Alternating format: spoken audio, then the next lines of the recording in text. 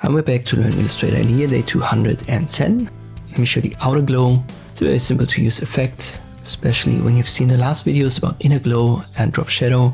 Let's add it right here to a star.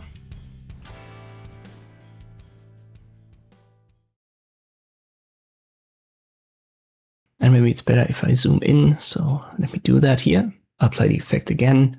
So we get this very simple menu. Once again, we have the mode and the color. And you can already see it's fairly close to a drop shadow. The difference is that the drop shadow had a certain angle.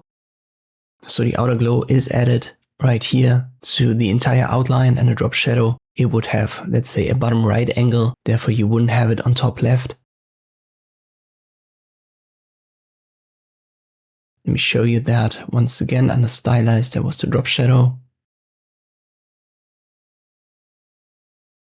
And here the angle is actually bottom right, so you can't see it at the top left outline. And that's the difference. You don't have this offset with the outer glow. It also works on text yet again.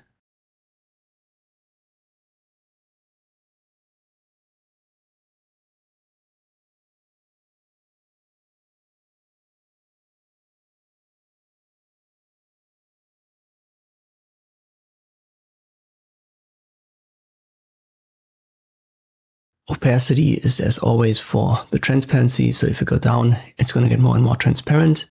And then the blur, this is kind of like the radius. The higher you go, the more this effect will dissolve outwards. Usually for text, you want to stick to a single digit value and then give it maybe like a neon light. Let me just go with a strong red. And then you give the text itself a different fill color, maybe even white.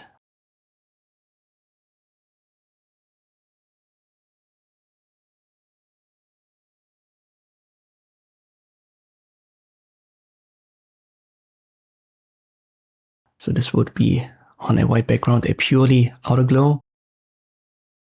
But you can also give this a reddish fill color, but just make it a different hue, a different red tone here than your glow.